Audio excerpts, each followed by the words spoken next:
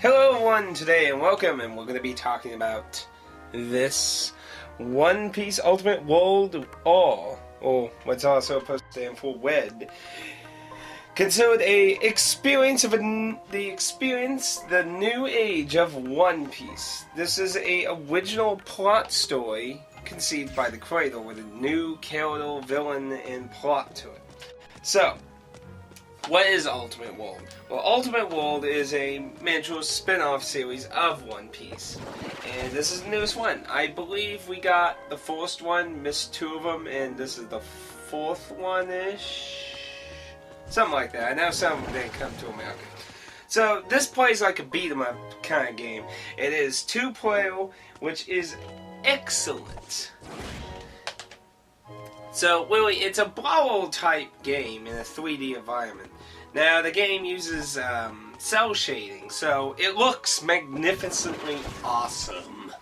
Cell shading always adds a nice touch to the game, and it always enhances anime a lot. And I have to say, graphically, the game looks excellent, very good, very faithful-ish to it. Now, I need to really point out one thing before we really start this review in the story. I've said I like One Piece, and I was a big fan of One Piece, but I don't have television anymore. I haven't had for a while. Ever, going to the workforce and that, television had faded more and more to the wayside because shows I would be actually interested in would be in a time frame that I have to sleep to go to work to. So it became harder and harder to watch a lot of anime. And One Piece kind of died out in the desert part where they met Robin, and that's kind of where I had left One Piece's story. And I know it has gone way longer, it's still going, and they've met many characters, and this game has many characters I'm not familiar with, so I just went through that out. I don't know where it also fits in the timeline, or if it even does, because sometimes these games, even though they have their own stories, sometimes aren't considered part of the main true storyline, so I'm not sure its stance on that. But anyway, going on. You have your One Piece crew, and I think it's pretty much up to date to all the crew members. You have a large array of characters you can play, and you can play as all these characters too. You can switch between them, and you make a party of 3, so 2 of them will become AI partners, or if you play with 2 players, you'll have 1 AI partner and your 2 characters, which is just an excellent game. I mean, you don't see a lot of co-op games, especially with the option to play on one console, too often these days, so I think that's an excellent idea there. There is no online play on any of the versions, which is the Wii U, the Vita, the PS3, and 360. None of them have any online, so in that regard, yeah. Now, the game suffers a lot of stuff the living crap out of everything you can do. You can do farming, you can construct a town, build different businesses to make your own journey easier. It really stuffs a lot of mini-game stuff. You can capture animals, go fishing. There's a lot of stuff to do, but whether you're going to want to do it or not depends on whether you like doing that kind of thing. But it's there. You can collect a lot of junk in that to help build and make this town a better and useful place for you, or just ignore it and go on with the story. Now, I'm not incredibly fond of the game, obviously, because this is a first impression. But as far as I can tell, you go to this island led by this raccoon character, which I do not think is part of the series, the anime. I think he's unique to the game, but I'm not sure. Again, like I said, I'm not familiar with some of the newer characters after Robin, so I'm not sure. From what it seems like, they picked him up and they were going to this island. This island, you start experiencing past events, it seems, of familiar aliens and villains and that. Now, I don't think that's going to be the whole arc of that, but it seems like the only game is refighting several of the villains you fought before in the anime. So it's kind of like revisiting just a lot of aliens in the game while trying to make its own story. But now, what I really do like in this brawling experience with this game is a lot of old brawlers, a lot of Gyarados don't usually get tons of unique moves and stuff. All the Gyarados I've experienced so far, and I haven't gotten everyone, because basically you end up by yourself early in the game and everyone gets kidnapped and you spend some of the early game getting your team back. And so far, everyone has so much different playstyles. Zoro is an awesome, of course, swordsman. Frank just has shitloads of cannons and missiles he shoots everywhere, and I don't know anything about him. Chopper just is awesomely useful. Chopper can even hit enemies that are on the ground. Usually when the enemies are on the ground, you can't do anything, but Chopper can actually use his antlers and fucking wham them up into the air again. That's actually really useful too. And being Chopper's character, being a medical character, and you might be asking, how do I even know Chopper? I did see a few episodes of the whole kind of snow arc where Chopper got introduced too. I saw a few of those. Was he around in the desert though? I don't remember. I got to see only fewer and fewer episodes getting up to them. I don't remember now. But Chopper being the medical person in the team, he can also pull remedies out of his ass and heal people and that. You have special team attacks. Of course, Luffy has all his stretching abilities and that. He can do all kinds of weird crap. I mean, everyone plays different. Usopp is a sniper character. You can literally go first person and shoot shit. Hell, Frank can make a cannon that any of the characters can hop in and shoot 10 shots out of it. It's actually really nice to have a different array of characters that you can pick as, and they all have different playstyles and uniqueness to them. I really like that. And being that it's a two-player game, oh yes, you could make all kinds of lovely strategic options here. Now, something I find a little odd but interesting is the ward system.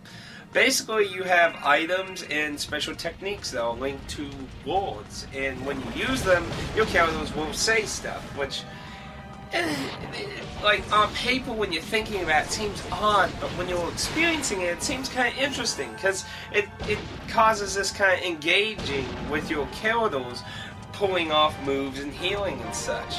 It's kind of interesting, and I want to see what goes on. It could be cheaply implemented, or they could do some interesting ideas with it, but I'd have to play a lot longer to see how that turns out. Now, the item wards are one-time uses, though, while they're skill wards or repeatable, usable things depending on your SP and situation things and that. Now, the game does feature a system that reminds me a lot of Kingdom Hearts 2, where you can time dodges and that, but it's a lot more frequent in here as opposed to like Kingdom Hearts 2, where you can guard, dodge, or counter using the O button if time properly. Getting used to this will keep you alive a lot longer, of course, too. You can lock on, being in a third-person perspective. In a 3D world, obviously a lock-on would be, of course, very useful, and you can do that, or you play freestyle if you want. You know, basically kind of like Dark Souls, you know, you can use the lock-on, or you can just not use the lock-on, you know, or find situations where it's useful. Yep, yeah?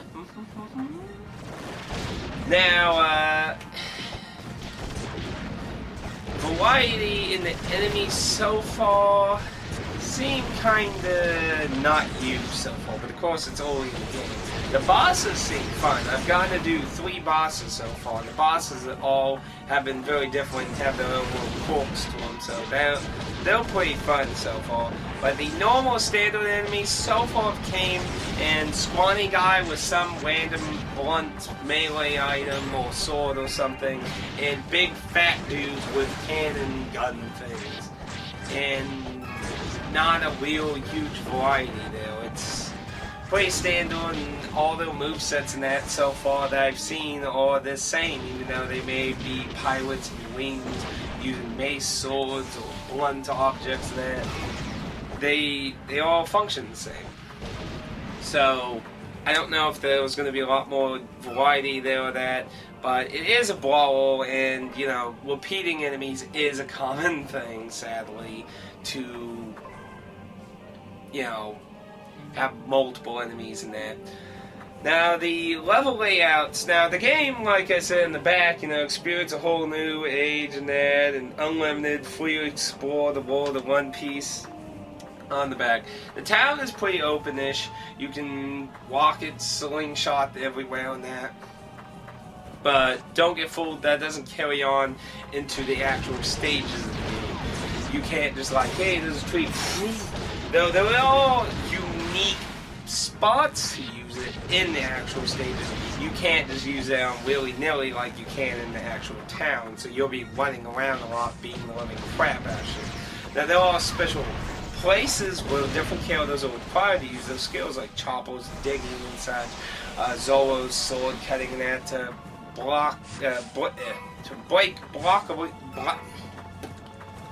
break things that are blocking your way to treasures, secret paths, or even to advance the story.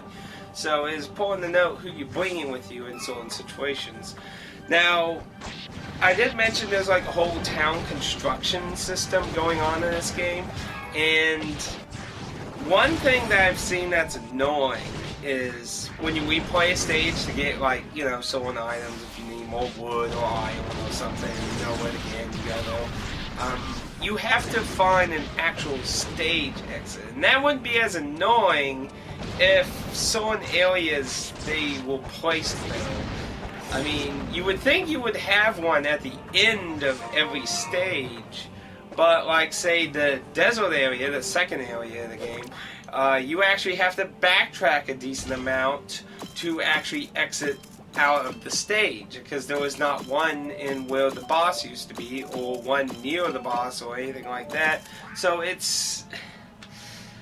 backtracking varies on where you go and what stages you pick in that when you replay areas for items, grinding, or catching things, depending on what you're going there for.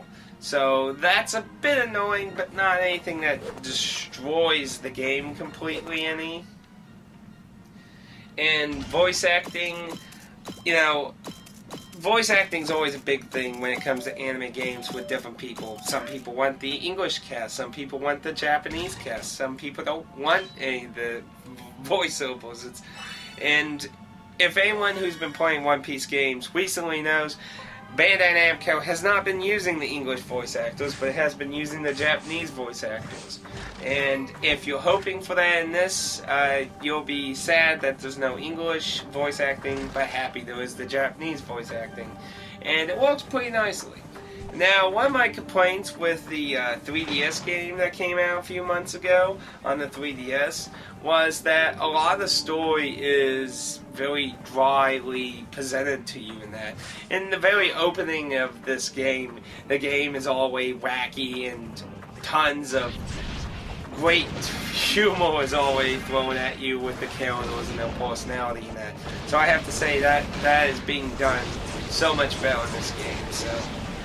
So far, I have to say the game's shaping up to be fun, decent. I want to try 2-player mode next time Alan comes over. I'm definitely going to be trying it. It seems incredibly enjoyable, and I'm really liking it so far. As somebody who used to watch One Piece all the time, even though it was the horrible 4Kids version of it before Funimation picked up, I believe. I really did enjoy One Piece. I enjoyed the manga more personally, but I really did like One Piece, and this really brings me back to a lot of characters I liked, and even characters I don't even know. I don't know Frankie or Brook very much. I mean, what? He's a skeleton with an afro. Now I know, like, I'm sure somebody might go back to that cosplay video I did a long time, and I don't know this character here, and it's like, now I know who that was, but, I'm really enjoying it, and I have to recommend this one definitely if you're a One Piece fan, a Brawler fan, or you looking for a co-op experience. So far, I'm enjoying it, and I'm looking forward to trying the co-op experience hopefully soon. So, remember, this is on the 3DS, Vita, Wii U, PS3, and 360, so you do have a lot of options of what system you want this on.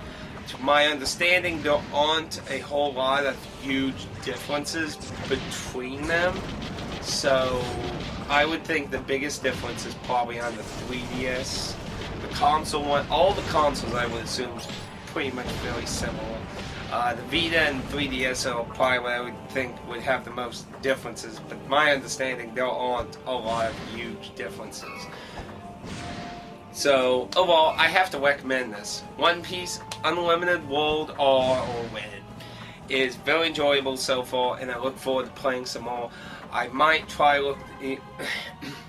man, I'm misplacing a lot of my words today. I might look into maybe try and do a Let's Play or a Twitch stream of the game. We'll have to see though. Anyway, until next time, I hope you enjoyed. If you have any questions or anything you would like to add to the game or anything, feel free to leave a comment below. And I will see you all next time in the unlimited world of One Piece.